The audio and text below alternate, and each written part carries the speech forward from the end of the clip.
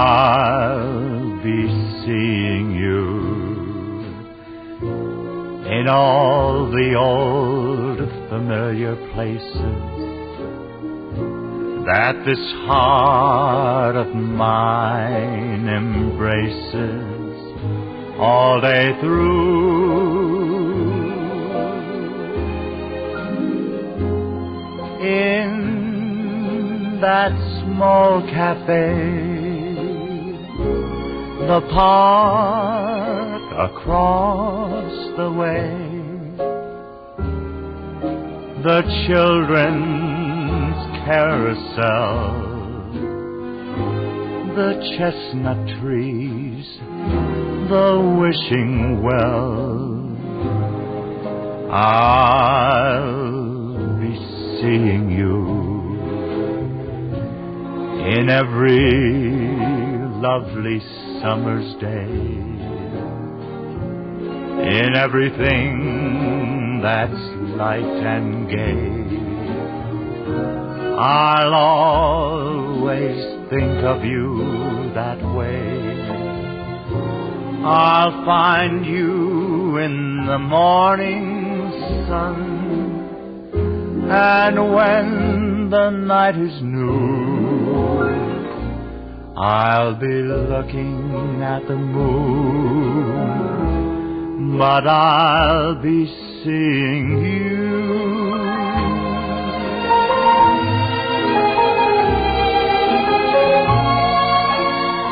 I'll be seeing you in every lovely summer's day. I'll be seeing you in everything that's light and gay. I'll always think of you that way. I'll find you in the morning sun, and when the night is new, I'll be looking at the moon, but I'll be seeing you.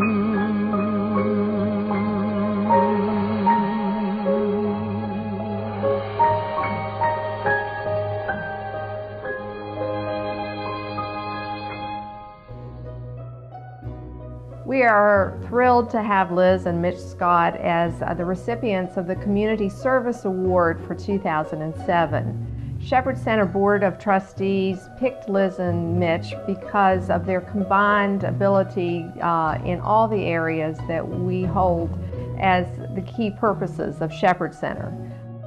They are examples of lifelong learning, service to others, and spiritual growth. The importance of picking them as a couple is to tell their story and for each of us to learn to be better people using our own talents, but from their example. Lewisburg is really a delightful town, and because there are a lot of shakers and movers like Mitch and Liz that have kept it such a nice place. They couldn't have done it by themselves, but they sure did more than their share. Liz came to our very early meetings in the formation of Shepherd Center in 1999. She is such an encourager of others. Hearing the message of Adventures in Learning and the opportunities to have classes in multiple areas, she helped us continue the passion and drive that it takes to form a new service to others. Mitch has joined in several projects and is such a great sharer of history. But it's just magical to have a couple with this many years of history together and sharing their love for this valley with so many.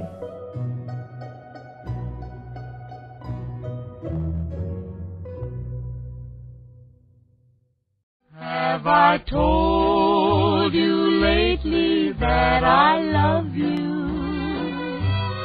Could I tell you once again somehow?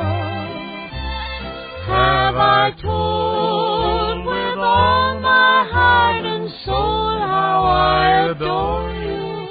Well, darling, I'm telling you now, this heart would break in two if you refuse me.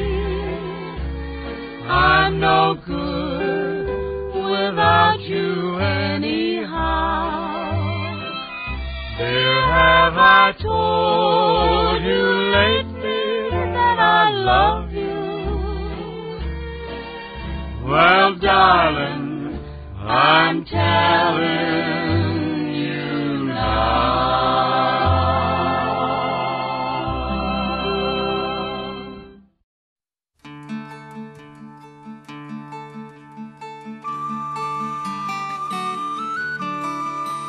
My dad was a native of Dallas County, Virginia. That's where he spent the first 18 years of his life. He came back after the war, and I think he worked in the bank over in Parisburg, and he had a buddy that was already down to First National, and the buddy had told him, you know, Paul would make a good man, and so he came to Ronceverte in 1919. Mom came 600 miles from Lewisburg, Tennessee to Ronceverte and taught first grade in Ronceverte. A couple of people still alive today that went to school to her, but she quit to be the housewife, and she never did go back to work again. Dad worked two jobs. He worked at the bank. He was there 18 years at first, and then he was at altogether 61 years in Ronceverte Bank. And so when he wasn't working at the bank, he was selling insurance. I was an only child, but as soon as I found out how this conceiving notion worked, I asked them for a brother, and they didn't pay attention to me. At 4 years of age, going on 5, I entered kindergarten at Ronceverte, and I think the first day the principal broke the yardstick on me. I had ambitions of being good, but I seemed to get diverted at times.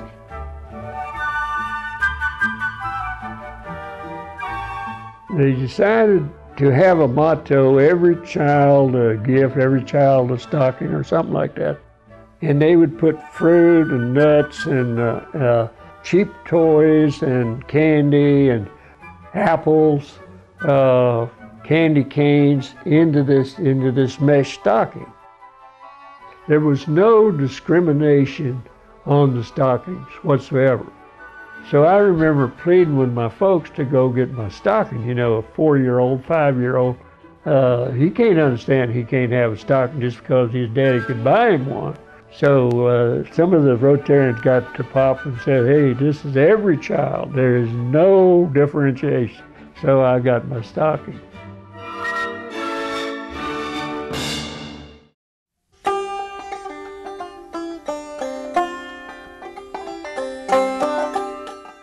Back in the late 20s, my father came from Danville, Kentucky to take a job at GMS. But his first trip to take a job in West Virginia was a few years earlier, and he rode the train from Danville, Kentucky to Logan, and it was the time of the mine wars. And Dad did not come from a wealthy family, and he had on his one white shirt and his jodhpurs and his one pair of leather boots. And when they pulled into the station in Logan, he looked out the window and all he could see were armed men. And he thought, this is not the place I want to be. I know it's not the place I want to be. But the train stopped and he got off. He was the only one that got off. And there was a gentleman on a mule standing back behind the station that Dad saw, and he pointed to him and said, come on. So Dad got on back behind the station, and the man said, here, put this jacket on because somebody's going to shoot you right away. They'll think you're a mine owner because you have a white shirt on. So he put the jacket on and rode out of town very slowly on the other mule. And he said, right then I decided that I wasn't going to take this job in Logan. This was not where I was going to be. He came back to the station and got on the train very quiet and went right back to Kentucky. And then when there was an offering of a job at GMS, he took that, and he just had a marvelous time there. Then Dad left the GMS and met my mother, and she was a teacher also. And he became principal of the high school, and they married, had my sister Ann, and she was Sis and Mother was Sister. Every lady in Dad's family's name was Sister, and I was Sissy.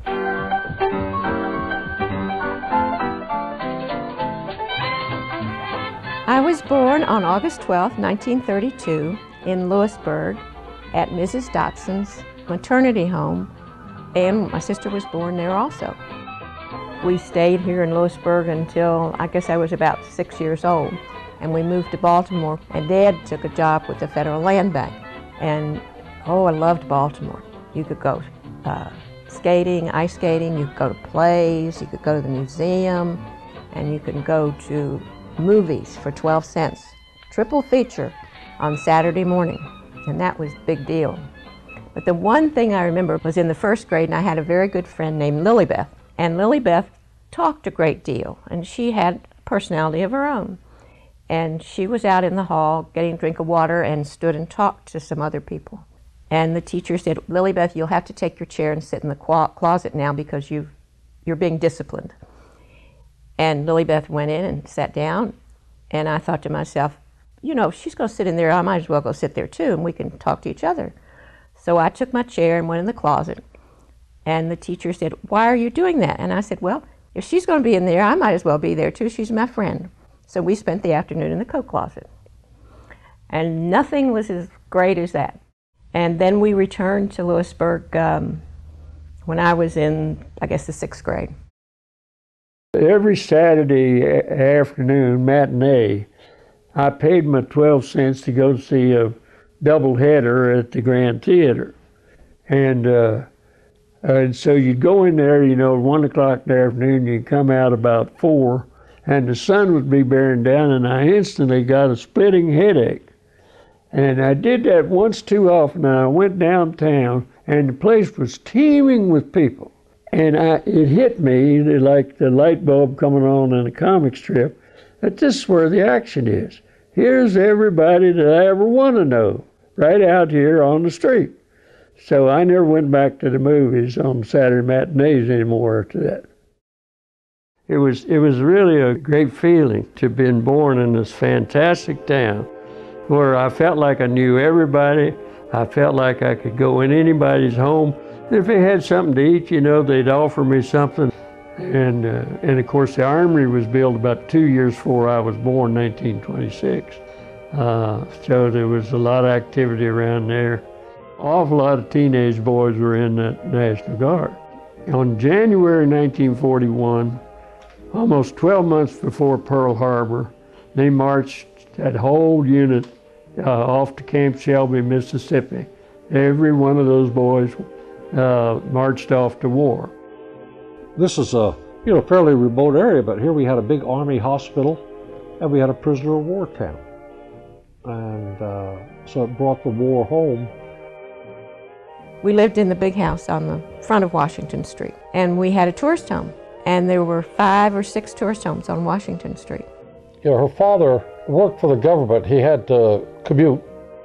She was raised on taking care of the tourists and doing their beds and helping around. I can make a bed up so fast, it can have a person in it, and I can still make it up. Almost every Sunday when the hospital was established, they would have some of the wounded soldiers over for Sunday dinner every Sunday. And her Girl Scout leader happened to be one of the leaders of the local Red Cross. And she had the Girl Scout troop there 1 day a week rolling bandages. There were an awful lot of salesmen who drove to Lewisburg. And my mother was a very kindly mother. And she would see that they were tired or something. And she'd say, "Oh, come on back in the dining room or the kitchen and give you some coffee and something." And then during the week of commencement at the 2 schools, we always had a house full of family.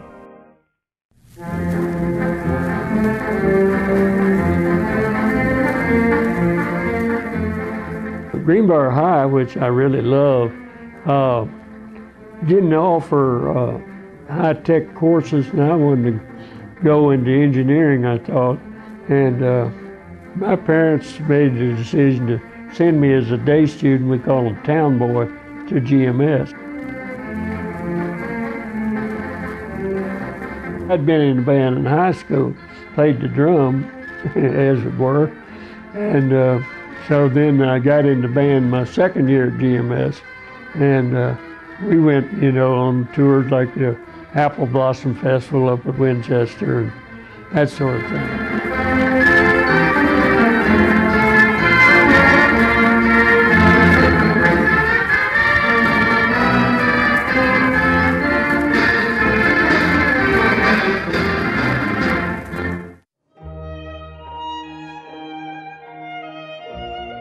Then I went to 5 years at the Greenbrier College as a day student. I got a superb education at Greenbrier. Oh, it was a haven. It was a haven for intelligent women who were ahead of their times because they were ready to go out in the world and get a job. And back then, the world wasn't ready for them. It was really a man's world. But they got a very fine education in business and accounting, history, the arts, and they were prepared to go out in the world and hold a job. And the most delightful women, oh, they were so nice. And they all had something about them that made you look at them and say, hey, you are going to go someplace in this world. And the boys, I think, was the same way, but I think there was also an influence of the military, that these young men could be trained to go into the military, sometimes as an officer and sometimes not, but that this background of ROTC, that they'd have initiated a program of self-development for them. And they were so handsome. Oh, on Sunday nights, the whole corps had to go to Old Stone Church, all 500 of them. And we all smiled and flirted and had the best time. It was a good time.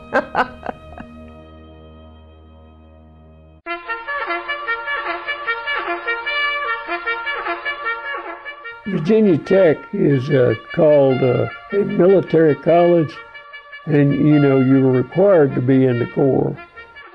And I was in the band. They had the drums all taken care of, so they gave me the cymbals, which is probably about the smartest thing they did.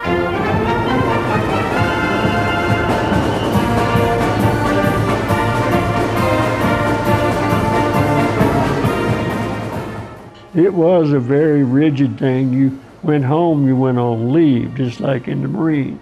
And you had to have your grades up to even go home. So I didn't get home very often. Then I would hitchhike home. A friend of mine, very good friend from Ronceverte, he arranged a date for me up there in the country at Frankfort. And on the way to the date, I wrecked a car, which was brand new. So that was a little rough.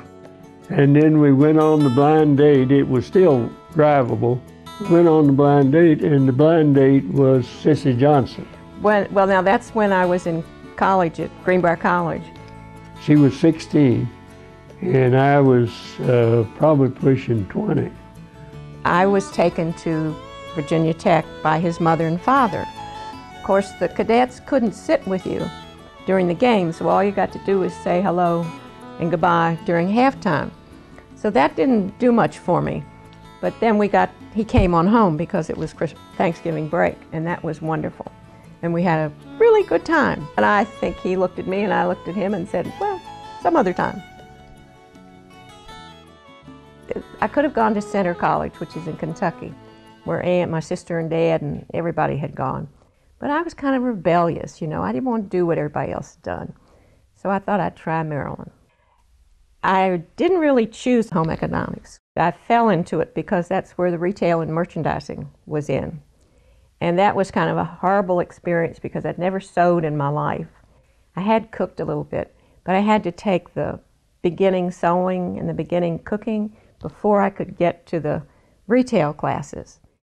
And I loved the University of Maryland and the football team and the basketball team. And when you're in a huge university of 40,000 people. Somewhere along the way you have to find a group that you fit into. And they hadn't started any regular basketball games for women. But we played basketball and we loved it. It was wonderful.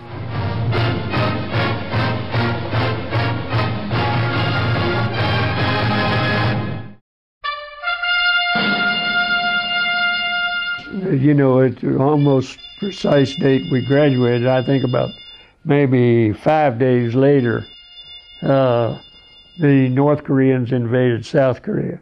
So here we are, all second lieutenants, you know. So it was automatic that we would be in the service. Many of you who are young people will serve in the armed forces of your country. Nothing you will do later in life will be of greater benefit to your homes, your communities, or your friends. Well, I was in the Army, ROTC, and my buddy was in the infantry, and we decided we wanted to fly jets, and so we joined the Air Force.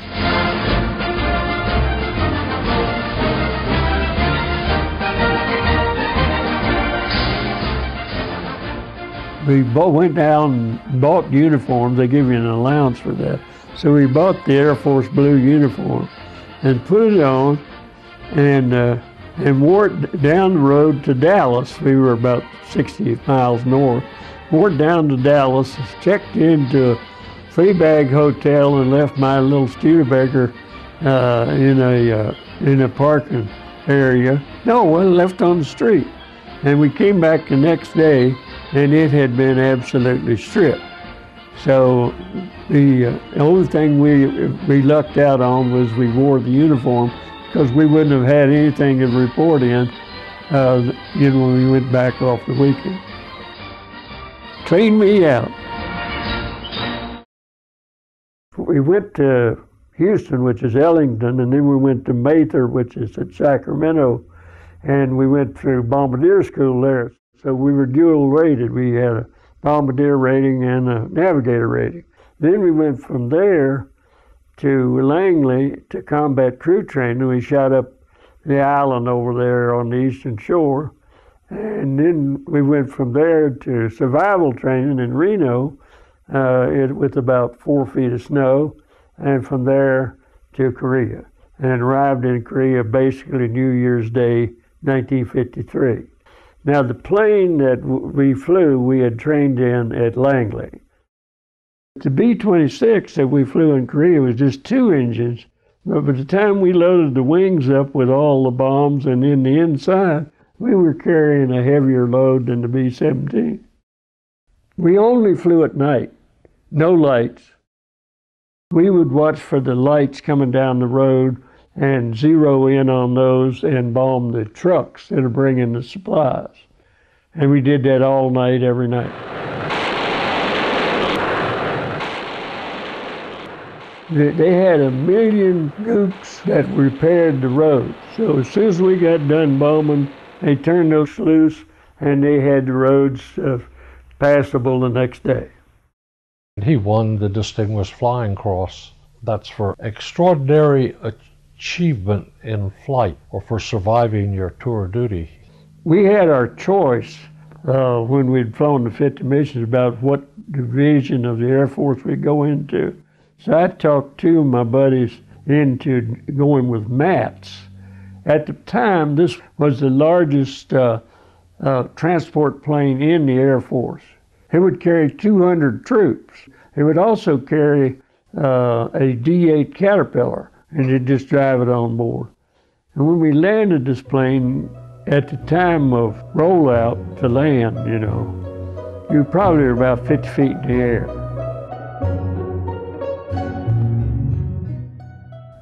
Oh, I had a humdinger of a job.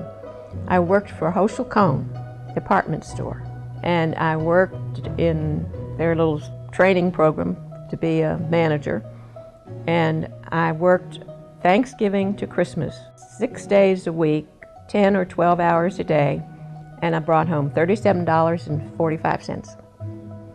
Then I married a medical student and realized that I would have to make more money. So I got a job as a home economist with the gas and electric company. And that was wonderful. It paid a 3-figure salary weekly. And then we moved to Brooklyn and had our first child, Paige. And then we went to Albany, New York. I got a job as a dietitian at Albany Hospital. And Albany was different from Brooklyn. We never saw the ground from Thanksgiving to April. And the length of their summer is the month of August. And that was a long, cold year. And then we went on to Atlanta. We lived in downtown Atlanta, right across from the hospital, which had an old building that they made into old apartments. And we lived at the end of the second floor, and we had a living room which had a fold-out couch, a television, a little tiny kitchen that had a washer and dryer in it, and a fairly good-sized bedroom that we gave to the 2 children because I had a son down there. And that was the extent of our living. And it was crowded. And then went to Northeast Fort Lauderdale, which at that time there were no traffic lights on Federal Highway. There were very few street lights on Federal Highway. There was no retail business except Sears. There were no fast food places. And that was all there was. Then I sort of drifted away into high adventure, you know, and went to California and worked for the Caterpillar dealer in Sacramento, and then later the Caterpillar dealer in San Leandro, and then later the Caterpillar dealer in Brentwood, and then I came east and went with John Deere in Baltimore. But then after that, I went to New York. Well, that was something else because I had so much Ronceverte in me, it was very hard to phase out of it. And I was coming back to my apartment, which is just off Central Park, and the sun was starting to come up over South Central Park, and I had this glowing feeling that I was able to make New York into the same size of Ronceverte, and that I, knew everybody and we're all good friends and neighbors. Quite a feeling. I went up there and found a job with Western Union at its headquarters as a what amounted to an engineering rep, and I was in the government contracts division. And at the time, we had the largest communication system in the world that we set up for the Army and its inventory. We had a thing that if the Ruskies had dropped the atomic bomb, we had sensors out around each city and in a central control box that would tell you, like, if these sensors came on in New York, that meant New York was gone, or Chicago or whatever. So I stayed there a while and then got laid off, and I went with New York Light.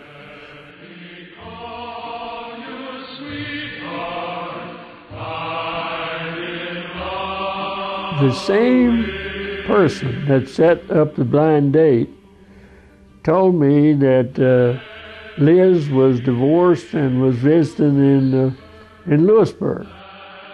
So I went out and I don't know whether I bought it on the spot, but I bought this old junk Plymouth, and it turned out that it was supposed to stay junk, but the unscrupulous dealer let me have it.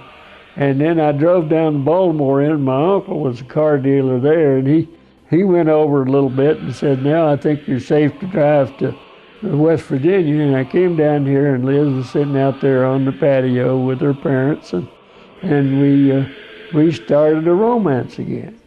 And we fell in love. Nice, beautiful love.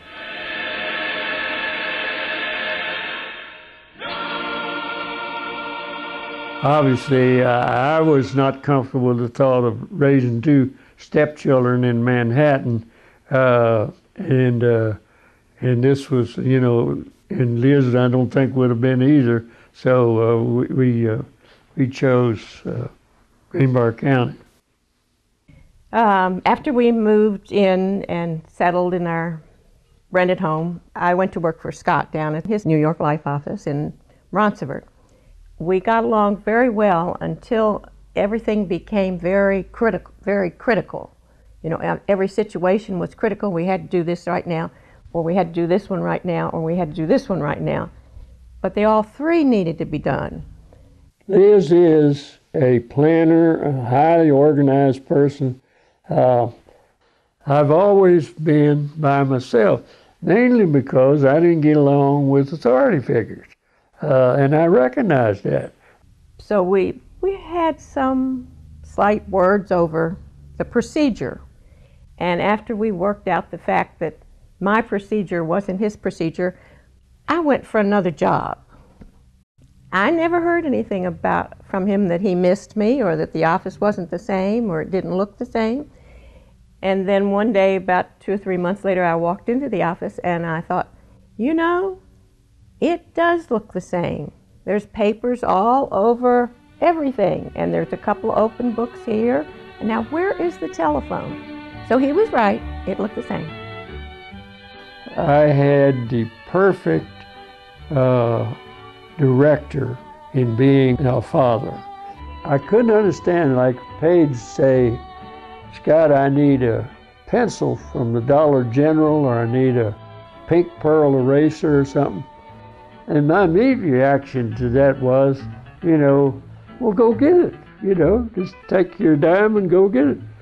But I went, and, you know, kicking and screaming, I went, and I came to realize that that spelled love to Paige.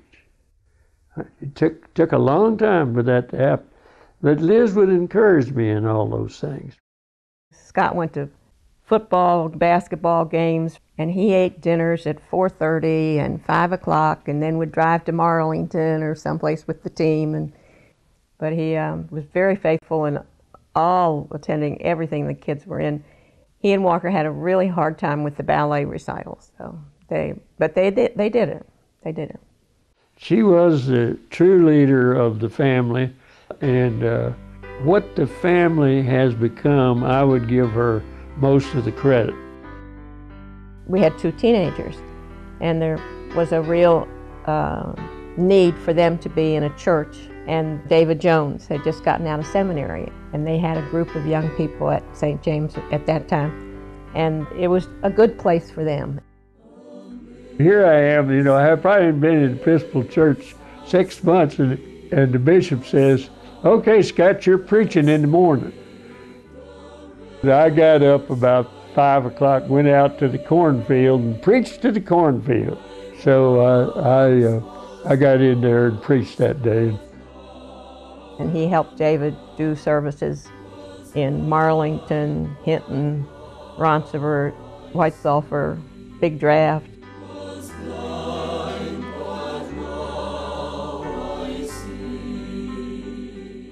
She was the spark plug that got the Merchants Association going. She had an antique shop then. I had during high school, worked at Leggett's, and I liked it. I really enjoyed meeting people and selling them something that they wanted or they needed. And so in the 2 side rooms of our house that looked on Randolph Street, we opened a little antique shop. My partner was Kit Humphreys. This was at the time there were loads of people at the Greenbrier who had an exceedingly great amount of money. And we just did very well. So we decided we'd make the big move across the town, you know, across 2 streets and over into the community building. When we opened the store downtown, there were 35 viable businesses, but there was no organization. So I got together with some of them and got a little merchants group going. And it brought the community together downtown, and it really helped the retailing business. And it just united the little community. And it was about that time that Walmart came. And we lost 23 viable businesses from down the street, right off Washington Street. And At that time, then the little merchants thing went down to about nothing. And now it's once again very, very active because everything's viable on Washington Street now. And she's very civic-minded with the historic district. Liz is very active in the Lewisburg Foundation, the battlefield, marking that. Very active in the garden clubs. Then she got on the city council, got very involved in that. And she's so modest and unassuming. You know, a lot of the things that she did, I don't even know, you know, because she went on and did it. On the other hand, I was out there from the top of Pocahontas County to the bottom of Monroe County trying to sell insurance. So I was away a lot of the time. I can remember the afternoon I said, you know, I think I'm just going to go down there and sign up and run. Nobody asked me to. And I just said, I think I'm going to run. And I did run because there were things that I saw that needed to be attended to. It was very, very good to have a downtown merchant on the council. There's a great privilege in life for a woman to be able to work and still have control of her time and of her life and do with it the things that are meaningful for her, but are meaningful for the community also.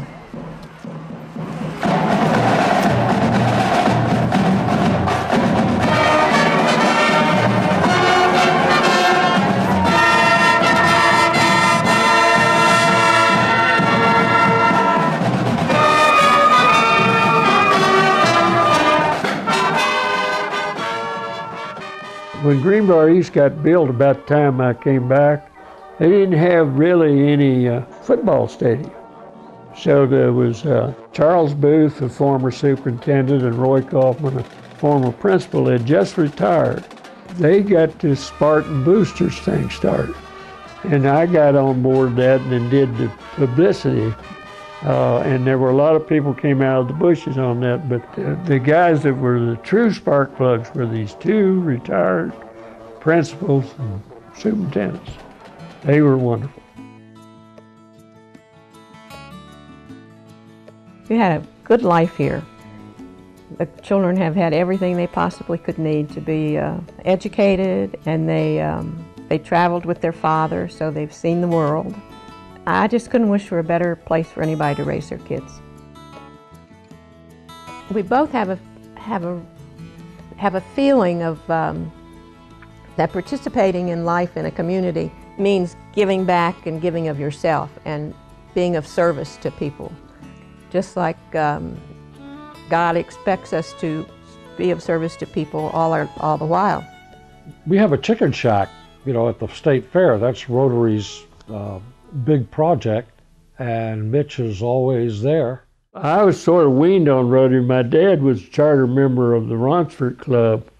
I would come home for Christmas, and it was never Christmas until I went down to the armory and helped fill those stockings.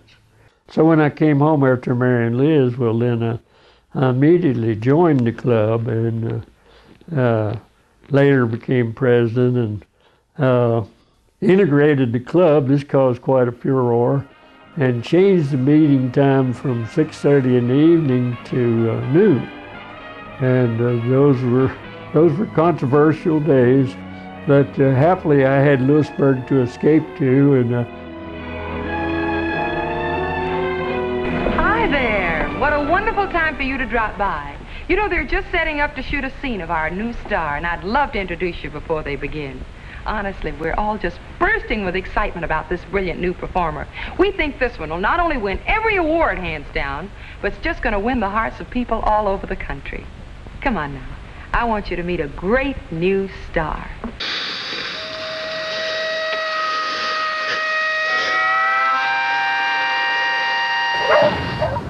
Are you drawing breath, son? Baldwin. We were sold. What's your name?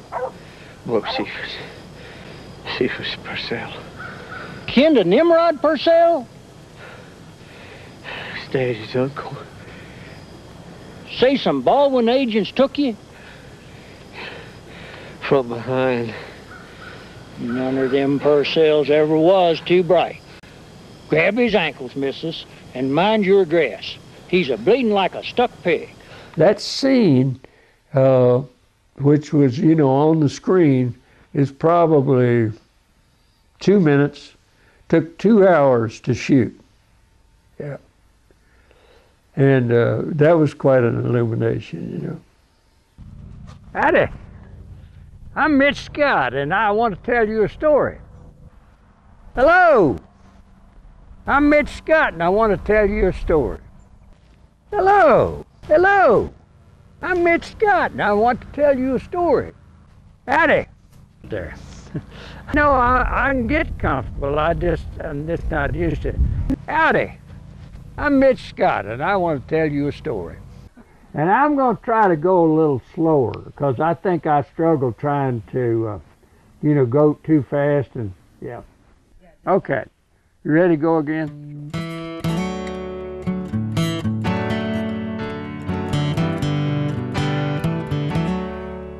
Howdy.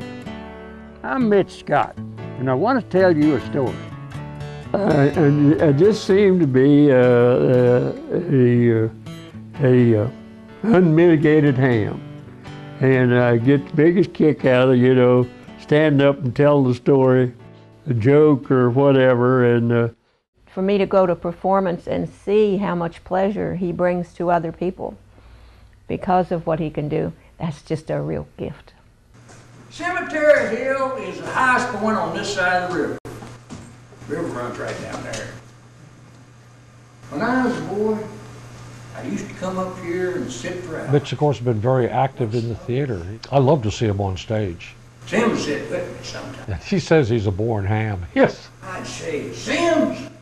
He's able to love and see certain things in life that mean so much to him, and he likes to share that with people.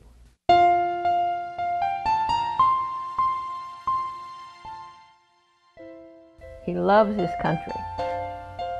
He loved the Air Force.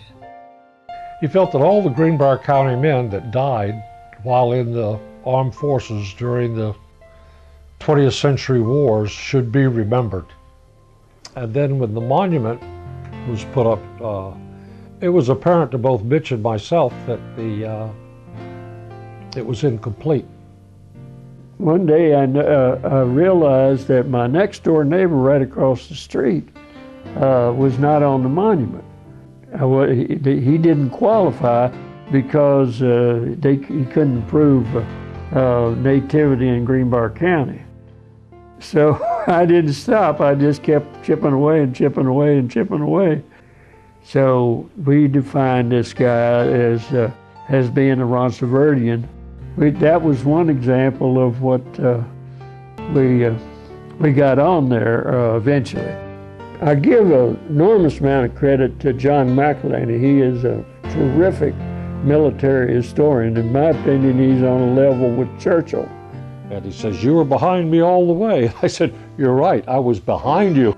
As a result of all this interaction between the VA, the VFW, American Legion, interested people that were kin and cousins and aunts and uncles, through that media, a total of 51 names were added instead of one.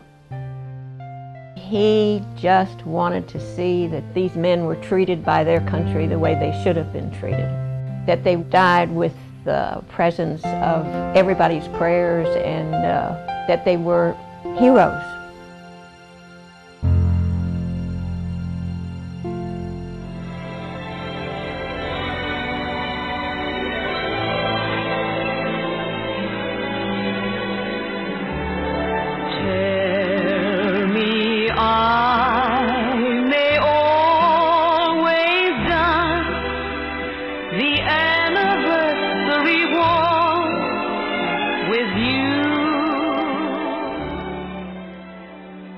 I love the people and their friendliness and their character, and people like Charlie Mundy.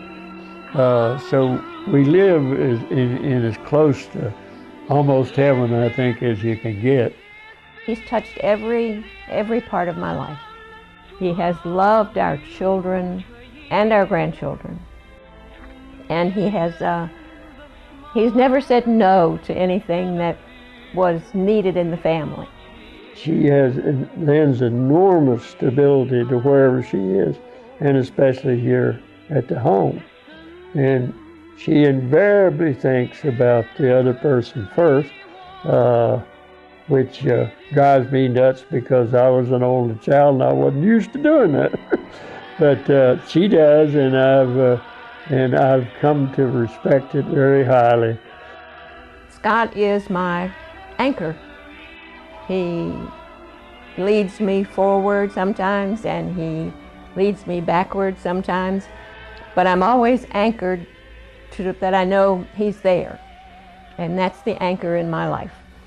We respected each other, and we still have our difference of opinion because we're both very strong-minded people. I'm very stubborn, and she's not near as stubborn as I am, but she's vastly smarter. You get a relationship going between God and your husband and a wife, and things work out very well. As self-destructive as I am, you know, and taking chances, I probably wouldn't be here today without Liz.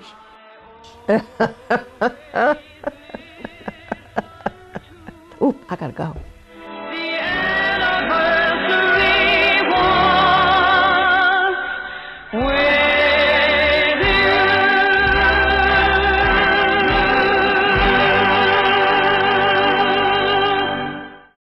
Have I told you lately when I'm sleeping?